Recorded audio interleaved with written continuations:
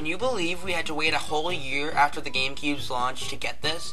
Luigi took the spotlight as a launch title for the Gamecube. But was the wait for Mario really worth it? Let's find out.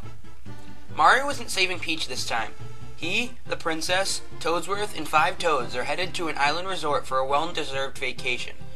Isle Delfino, however, has been covered in ink, and the islanders say they saw Mario do it. Now before I go on, let me just say that this is the most rigged trial I've ever seen. Mario doesn't even get a chance to defend himself. Sure, there is some proof that he did it, but what if he could explain an alibi, like not being on the island at all?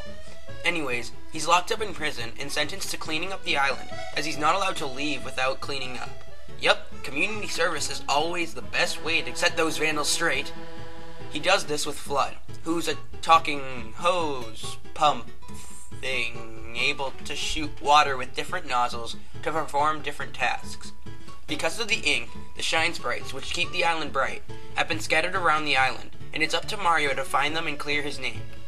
The graphics are fantastic when you look at what Mario has become. Compared to the Galaxy games, it's okay, but after the blockiness of Mario 64, it's a big step up. The colors are bright, and the music isn't bad either. It's actually some of my favorite from the series. The game flows just like Super Mario 64. You control Mario with the analog stick and use A, B, and all the other buttons to do fun tricks and stuff like that. You'll control Flood, however, with the analog stick and R, used to aim and shoot. You can also switch Flood's nozzles with the X button. Overall, the game controls well.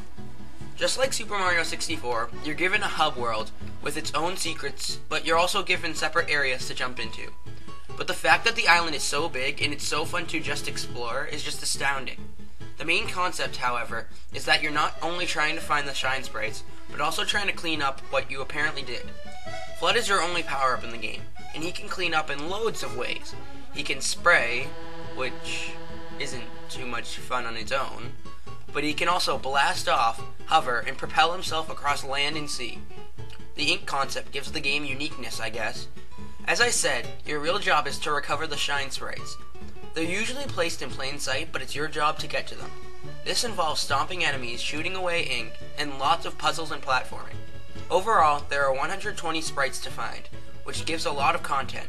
However, there are a few complaints I have. First of all, the game is way too easy. It only takes about 10 to 12 hours to complete, and there isn't the replayability we see in other Mario games.